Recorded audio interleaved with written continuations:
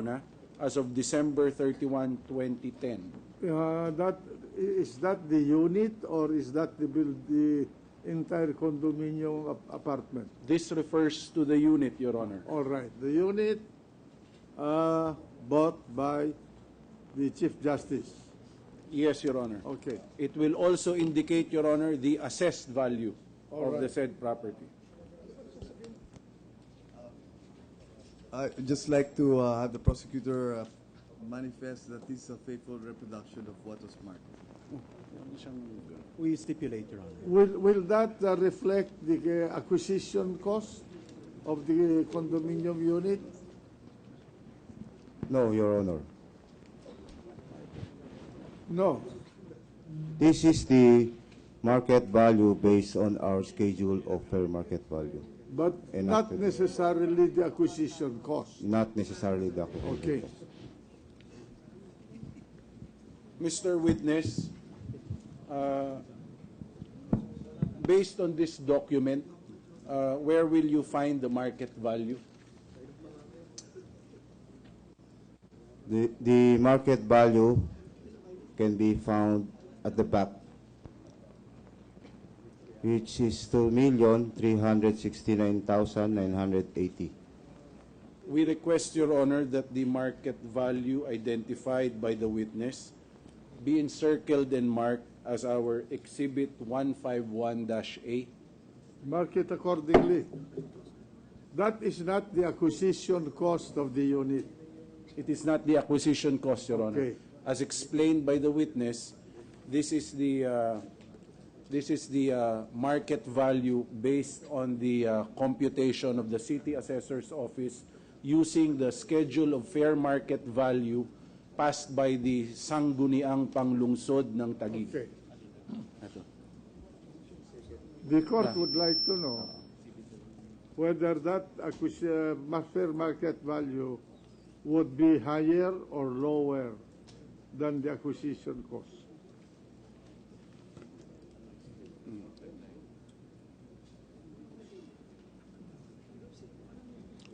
It is lower. What is lower? The market value reflected in the tax declaration is lower than the acquisition cost. All right. Go ahead. Can you please explain why this is so? Why is it lower? As I explained earlier, we conduct general revision every 3 years. The value, the unit value derived from 3 years ago is entirely different from the value, the current value today. So that is our basis. Mr. Witness, I am again referring you to the document which you have identified. Based on that document, what is the assessed value? The assessed value is 1,421,990, Your Honor. May we request that the amount identified by the witness in the said document as the assessed value be marked as our Exhibit 151-B. Mark it accordingly.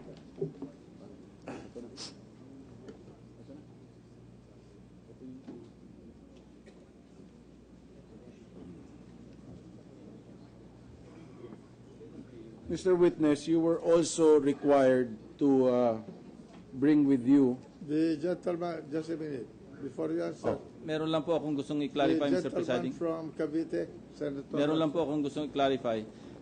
Anong year na revision yung in-apply nyo dito sa for 2010? Actually, yung revision na in-apply namin dito, it is Ordinance number 47, Hindi, I mean- way back 2002. 2002. Kasi maski under the law, once every 3 years, wala naman po sumusunod doon, di ba? I think so, Your Honor. Tama yan. Go ahead, go ahead. Answer the question. Okay. Will you repeat your question, Counsel, so that the witness will understand? Yes, Mr. Witness, you were also required to bring with you the tax declaration for CCT number 164-201-00000062 for the condominium unit 38-B of Bellagio 1 in Taguig City, issued in the name of the spouses Cristina Corona and Renato Corona. Do you have this tax declaration with you? I have here the original copy of the tax declaration bearing CCT number 1642010000062 with tax declaration number EB 019-25621, registered in the name spouses Cristina Corona and Renato Corona, Your Honor. Based on that document, Mr. Witness, what is the market value of the said property? Based on the tax declaration, the market value is 5,827,200 pesos, Your Honor. And based on this document as well, what is the assessed value? Based on the document, the assessed value is 3,496,320, Your Honor. We request, Your Honor, that And what is the acquisition value? Is it reflected there? No. No, Your Honor. Okay.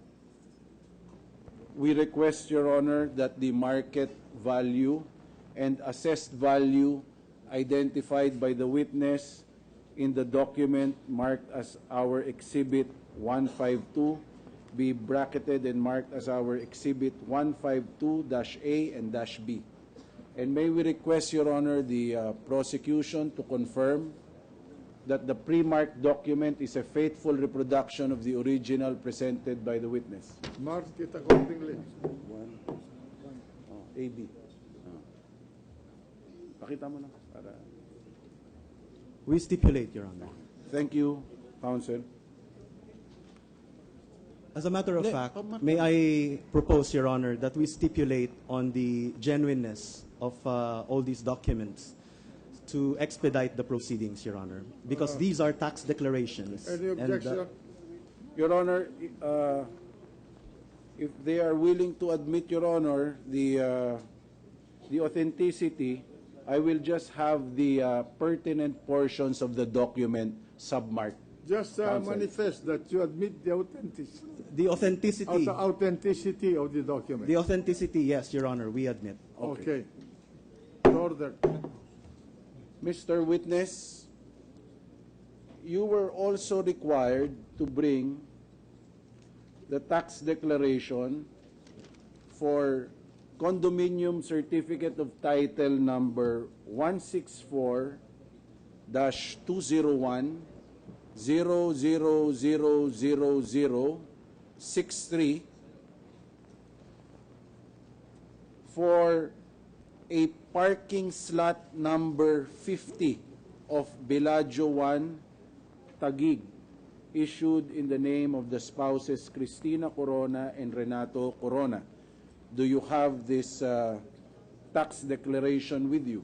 May I interrupt, Mr. Senate President? Go ahead. We also admit the authenticity All of right. the 3 tax declarations covering the 3 parking slots at the Bellagio All to right, expedite the proceedings. Answer the question, witness. Do you have it with you? Yes, Your Honor, I have with me the tax declaration bearing CCT number 164-2010-000063 with tax declaration number EP 019-25622, registered in the name of spouses Cristina Corona and Renato Corona, Your Honor. And what does that tax declaration refer to? What is the location of the property? The property is located at parking area number 50, basement 2, Bellagio 1 condominium, Fort Bonifacio, Taguig City, Your Honor. And based on this document, Mr. Witness, what is the market value of this particular property? Your Honor, the document speaks for itself, and we have already admitted the authenticity of these documents. Not only this single parking slot, but the other 2 parking slots as well, Your Honor. Sustain. We only wish to have that submarked, Your Honor. So We just want, Your Honor, the witness to point to us where that value can be located in the document so we could have it submarked. So All when we right, with offer that it, explanation, the witness may answer. thank you, Your Honor. The market value is 240,000, Your Honor. And what is the assessed value based on the document? The assessed value is 144,000, Your Honor. Is that per parking slot? Yes, Your Honor. All right. Your Honor, with the manifestation of the prosecution that they are admitting the authenticity of this document, Your Honor, we are requesting that our Exhibit 153, the portion identified as the market value, be encircled and marked as our Exhibit 153-A. Am I correct, Counsel? That is the... Go ahead. Yeah. Yes. And the assessed value be marked as our Exhibit 153-B. Mark them accordingly. In fact, I'd like to suggest, Mr. President, that these are pro forma documents, and the area for assessed value as well as the area for market values are all indicated in the documents themselves.